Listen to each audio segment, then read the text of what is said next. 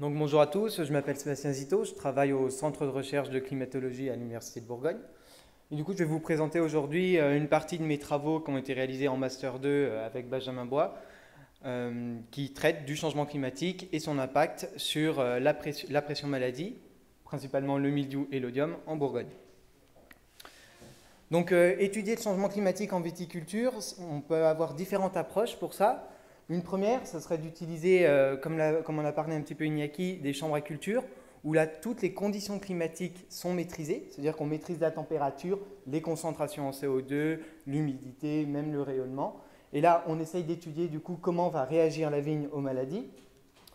Il y a une seconde approche qui cette fois, ce serait essayer d'appliquer un peu cette méthode, mais sur le terrain, où là, par exemple, pardon, là, par exemple, ils ont installé, c'est en Allemagne, des diffuseurs de CO2 où ils maintiennent une concentration en CO2 plus élevée au niveau de la vigne et essayer de voir un peu comment va répondre le végétal. Et il y a aussi une dernière approche qu'on a privilégiée, nous, dans notre étude, c'est l'utilisation de modèles, donc des modèles climatiques pour prévoir le climat futur, mais également des modèles qui essayent de reproduire la pression maladie qu'on a pu observer. Donc je ne vais pas redétailler la modélisation climatique, je trouve qu'Iñaki en a bien expliqué. En fait, voilà, un modèle climatique, c'est un peu comme un modèle météo, sauf qu'à la place de prévoir le climat de demain ou d'après-demain, on va essayer de prévoir le climat sur une centaine d'années, et ce n'est pas la même échelle, on est sur toute la planète. Et voilà, donc je vais pas revenir, c'est bien voilà, des petits cubes où dans chacun d'eux, on a des valeurs de température, de précipitation, différentes variables climatiques qui sont simulées pour le futur. Donc je vais d'abord commencer par vous présenter quelques résultats qui sont issus de la littérature scientifique, où là, ils ont essayé de simuler différentes évolutions de maladies avec le changement climatique, en utilisant des modèles phytosanitaires et des modèles climatiques, ce qu'on a fait nous aussi en Bourgogne. Donc ici, par exemple, ça concerne le ver de la grappe dans l'Italie du Nord, où là, ils ont simulé le nombre de générations du ver. Alors, la première zone, la première courbe ici, donc ici, on est bien de 2000 à 2080, pour vous rendre compte, c'est pareil. Ils ont simulé avec deux scénarios climatiques, c'est les scénarios socio-économiques dont parlait Iñaki, donc un scénario qu'on va dire plus pessimiste, c'est-à-dire qui tend à un réchauffement climatique fort, et un scénario climatique moins pessimiste. On a le nombre de générations du ver de la grappe, où là, c'est le nombre de générations dans la période de sensibilité de la vigne, c'est-à-dire entre le débourrement et la période de vendange. Et la courbe au-dessus, c'est le nombre de générations du ver total sur l'année. Qu'est-ce que l'on observe? C'est que dans les deux cas, on tend à une augmentation du nombre de générations. On passe de 3 dans les années 2000 jusqu'à 4 dans la fin du siècle. Qu'est-ce qu'on peut observer également? C'est qu'actuellement, le nombre de générations totales et le nombre de générations dans la période de sensibilité de la vigne est identique. On est autour de 3. Ce qui vient dans le futur, ce serait que le nombre de générations dans la période de sensibilité de la vigne reste relativement identique, mais le nombre de générations totales augmente.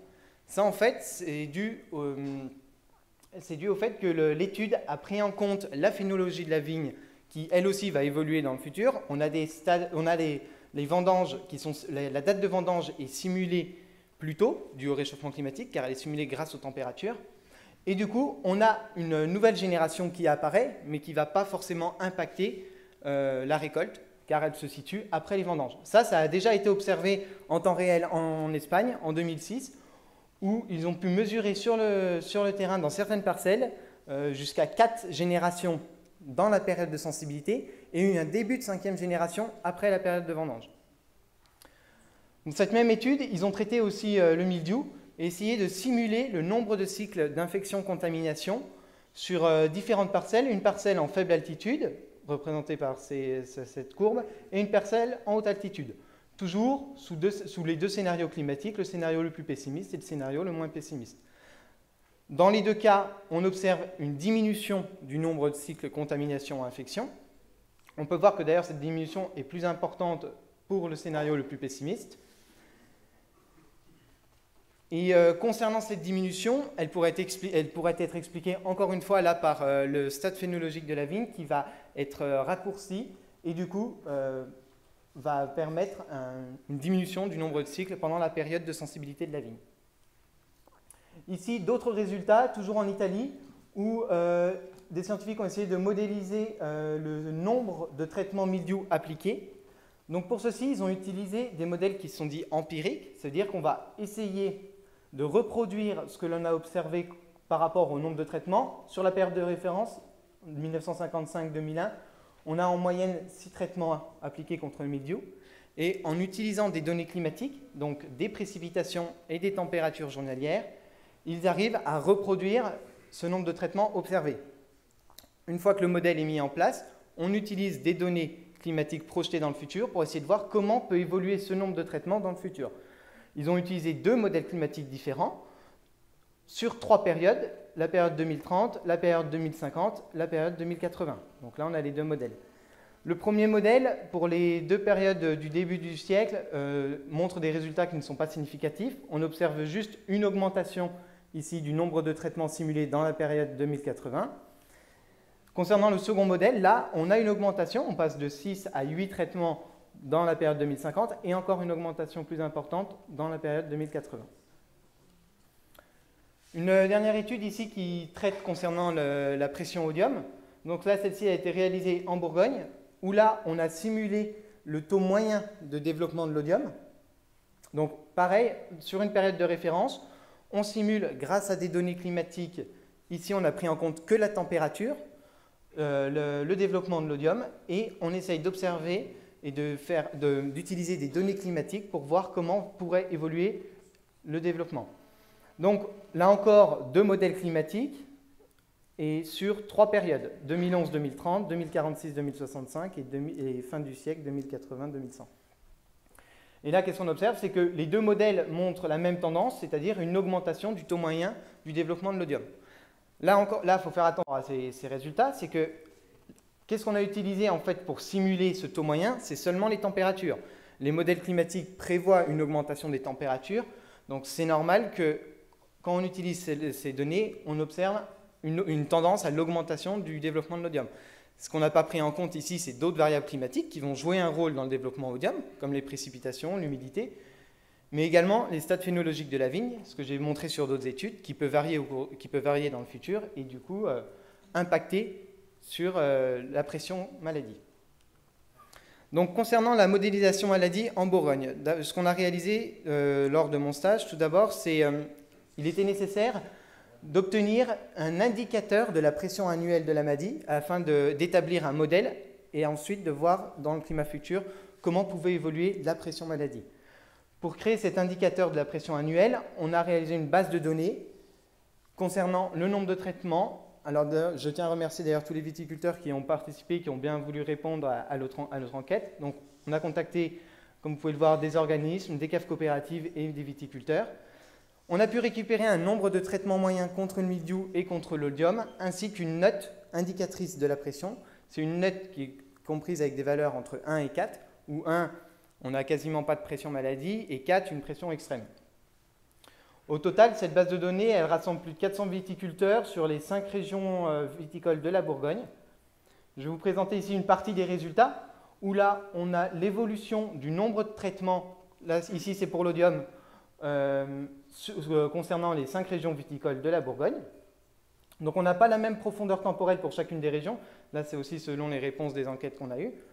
Le but de cette étude, ce n'était pas de comparer et de voir si une région traitait plus qu'une autre, mais plutôt d'essayer de recréer justement cette évolution qu'on peut voir, là, la courbe bleue, du nombre de traitements qu'on a considéré, nous, comme indicatrice de la pression maladie sur la région viticole.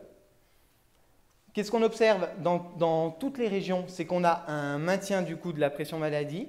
On voit peut-être des légères tendances ici à l'augmentation ou à la diminution pour la côte chalonnaise du nombre de traitements, mais elles ne sont pas significatives, donc on ne peut pas réellement dire qu'il y ait une augmentation ou une diminution de la pression.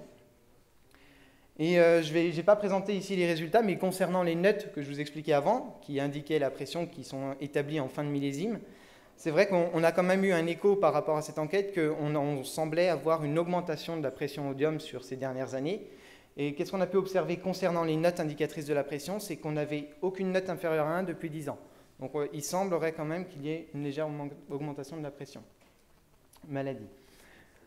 Ensuite, une fois cet indicateur de la pression annuelle établi, on va essayer d'utiliser des modèles qui permettent, à l'aide de données climatiques, de représenter cet indicateur. Mais cette fois, ça sera un indicateur modélisé qu'on pourra utiliser avec des données climatiques futures. Donc ici, concernant le mildiou, ce qu'on a réalisé, c'est un modèle dit empirique, c'est-à-dire qu'on va chercher le lien entre des données climatiques, des températures, des précipitations, et le nombre de traitements appliqués, notre indicateur de la pression.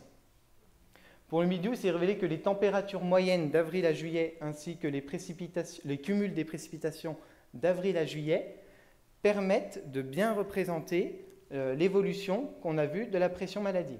Ici, je vous ai mis la corrélation du coup entre le nombre de traitements simulés grâce à ces données climatiques et là, le nombre de traitements réalisés. C'est un peu la même représentation graphique ici, où en rouge, vous avez le nombre de traitements appliqués et en bleu, le nombre de traitements estimés à partir des données climatiques. Une fois qu'on a mis en place ce modèle, qu'est-ce qu'on va faire? C'est qu'on va utiliser des données climatiques futures, du coup qui viennent des modèles climatiques, comme j'expliquais. Donc les données climatiques vont nous informer, vont nous donner des températures, des précipitations, de l'humidité pour le futur, afin d'évaluer le risque maladie dans le futur. Donc en représentation graphique, qu'est-ce que ça donne? Ici, j'ai représenté les observations, donc c'est le nombre de traitements appliqués contre le mildiou entre 1995 et 2014. Et par-dessus, je vais rajouter les données qui sont simulées cette fois, c'est-à-dire qu'on utilise toujours les températures et les précipitations pour essayer de reproduire ce nombre de traitements. Donc là, c'est un modèle de Météo France avec les différents scénarios, le bleu ciel le moins pessimiste et le rouge le plus pessimiste quant au réchauffement climatique. Qu'est-ce qu'on peut observer sur ce graphique? C'est que d'abord, sur la période de référence entre 1950 et 2005, le modèle, il arrive à reproduire dans les mêmes gammes de valeurs. Alors, c'est vrai qu'on n'a pas exactement la même courbe qu'on observe sur les observations, mais il arrive quand même à reproduire des valeurs dans le nombre de traitements simulés qui sont dans la même gamme que les observations. Ensuite, concernant l'évolution future et potentielle de la maladie, on observe que là, seul le scénario le plus pessimiste tend à montrer une légère diminution quant au nombre de traitements, mais pour les deux autres scénarios, on aurait un maintien de la pression maladie. Pour l'odium, on a essayé de faire exactement la même chose, c'est-à-dire d'essayer de voir s'il était possible avec des variables climatiques de reproduire la pression maladie. Et là, ça s'est montré pas très révélant, donc on a utilisé un autre modèle. Cette fois, c'est un modèle qui est issu de la littérature scientifique, ça a été établi par des phytopathologistes de l'université de Piacenza en Italie. Donc, c'est un modèle, alors ça c'est la structure du modèle, c'est un modèle qui est dit mécaniste, ça semble un peu compliqué à première vue, mais en fait c'est juste un modèle qui va prendre en compte les processus biologiques du champignon, donc là de l'odium. Du coup il va détailler toutes les étapes d'évolution et tous les stades du développement du champignon lors de la vigne. Et il prend également en compte la phénologie de la vigne. Donc c'est un modèle qui a été validé sur 4 années, sur plusieurs vignobles italiens et sur plusieurs cépages. Donc nous, ce qu'on a fait, c'est qu'on a récupéré ce modèle et on a essayé de l'utiliser pour la Bourgogne. C'est-à-dire qu'on a pris les données climatiques des stations de Dijon et de Mâcon et on a essayé du coup de faire tourner ce modèle et de voir si on pouvait sortir un indicateur qui était représentatif de la pression. Et cet indicateur du coup représentatif de la pression qu'on a réussi à sortir du modèle sur la pression annuelle, c'est le nombre de colonies en formation sur les feuilles. Donc ce nombre de colonies en formation sur les feuilles, il est simulé grâce au modèle à partir d'une équation que je ne vais pas détailler, mais qui prend en compte, ce qui est important de comprendre, c'est qu'il prend en compte la température moyenne et l'humidité relative. Ici, je vous ai représenté du coup la corrélation entre notre indicateur, c'est-à-dire les colonies qui se forment sur les feuilles, et le nombre de traitements appliqués contre l'odium. Donc là, on voit qu'on arrive à avoir quand même une bonne relation par rapport à notre indicateur. Même schéma ici pour comprendre un peu mieux, c'est que ici j'ai représenté le nombre de traitements appliqués. Alors en violet, c'est pour le Mâconnais, et en marron, orange, là, c'est pour la Côte de Nuit. Donc ça, c'est le nombre de traitements appliqués contre l'odium. Et ici, j'ai représenté notre indicateur qui est simulé, donc c'est-à-dire le nombre de colonies en formation, qui est simulé et qui essaye de reproduire du coup ces observations. Et on voit que pour la station de Mâcon, qui était la station de référence pour simuler ce nombre de colonies, on arrive à bien reproduire la variation observée, et de même pour Dijon. Une fois qu'on a mis en place cette corrélation dans le passé, on va pouvoir, comme pour le mildiou, utiliser cette corrélation et essayer de prédire dans l'avenir l'évolution potentielle de la maladie. Donc là, ce n'est pas exactement la même représentation graphique que pour le mildiou où on voyait les courbes de tendance d'évolution pour le futur. Là, en fait, c'est des box plots. On rassemble les données sur une période de temps. Donc là, on a 2046-2065 et là 2081-2100. Là, on a la période de référence. Donc ici, on est par rapport à la station de Dijon. Donc j'ai pris le nombre de traitements. On a utilisé notre indicateur simulé par le modèle Odium par rapport à la station de Dijon, ici. Et ensuite, on a utilisé deux modèles climatiques. Donc on ne va pas regarder les modèles qui sont en vert, mais plutôt on va regarder le même modèle qu'on a utilisé pour le mildiou, c'est le modèle de Météo France, avec les différentes projections, c'est-à-dire s'il est plus pessimiste ou moins pessimiste quant au réchauffement climatique. Et on essaye de voir la variation potentielle future de l'évolution de notre indicateur qu'on a simulé. Qu'est-ce qu'on observe? C'est que selon les scénarios, donc le moins pessimiste, là le plus pessimiste, on a des variations qui peuvent différer quant à l'évolution de notre indicateur de pression, mais que globalement, on a une tendance également là au maintien de la maladie. Je vous ai beaucoup parlé du coup de la modélisation climatique et des modèles climatiques qui nous fournissaient les données. En fait, je vais vous montrer, on va faire un petit focus là sur les données climatiques qui sont issues de nos modèles. C'est ce que je vous expliquais, c'est que du coup, le modèle nous fournit des données futures de température, d'humidité et de précipitation qu'on utilise pour le modèle Odium et pour voir un peu du coup comment va évoluer la pression. Donc ici, une petite représentation des différentes données qu'on a pour la zone de Dijon. Au niveau de Dijon, ça c'est le modèle climatique qui nous fournit ces données. En noir, vous avez les observations, donc les mesures à la station de Dijon. En gris, c'est ce que le modèle simule sur une période de référence passée. Et là, ensuite, en couleur, pareil, les différents scénarios avec l'évolution potentielle des différentes variables climatiques. C'est ce qu'on a vu déjà auparavant avec Iñaki. C'est que le modèle, même dans le modèle le moins pessimiste, on tend à une augmentation des températures. Et on peut voir que la variation selon la trajectoire peut varier de plusieurs degrés. Et c'est là que par rapport aux résultats qu'on a eus précédemment concernant le modèle Odium, ils sont fortement dépendants aussi des précipitations et de l'humidité. Et c'est là qu'il faut faire attention, c'est qu'on voit que le modèle a quand même beaucoup de mal à reproduire ce qui est passé, à reproduire le passé. Donc on a beaucoup d'incertitudes sur ce qu'il simule dans le futur. Donc à prendre en compte, bien sûr, dans la modélisation de la maladie. Pour conclure, on a montré que du coup, avec notre base de données qu'on a récoltée, on n'avait aucune tendance qui visait à montrer une augmentation ou une diminution de la pression maladie quant au mildiou et au Odium sur la Bourgogne. On a réussi à calculer des indicateurs annuels de la pression maladie et à simuler de façon correcte la maladie qu'on avait pu observer. On a pu utiliser ces indicateurs pour simuler l'évolution potentielle de la maladie dans le futur. On voit que, quels que soient les scénarios, on a un maintien du risque de la maladie. Par rapport aux perspectives et aux incertitudes qu'on a pu observer quand même, alors, concernant le mildiou, on a utilisé un modèle qui prenait en compte que les températures et l'humidité. On n'a pas pris en compte la phénologie de la vigne. Et ça, c'est un point par rapport au premier résultat que je vous ai montré en début de mon exposé, qui est à prendre en compte et qui serait intéressant d'utiliser. Concernant l'Odium, j'en ai pas parlé, mais le modèle qu'on a utilisé, en fait, il simulait que les contaminations primaires, c'est-à-dire qu'il ne prenait pas en compte les repiquages. Et ça fait partie intégrante de la pression maladie, donc il serait intéressant de compléter le modèle en prenant en compte les repiquages et voir si la pression, du coup, pourrait varier au cours du temps. Concernant l'indicateur de pression, je vous ai dit qu'au début de mon exposé qu'on avait choisi le nombre de traitements. Alors c'est vrai que là, il y a beaucoup de biais par rapport à ça. En choisissant le nombre de traitements comme indicateur de pression, on ne prend absolument pas en compte l'effet dose et on ne prend pas non plus en compte toute l'évolution des pratiques de traitement depuis une vingtaine d'années.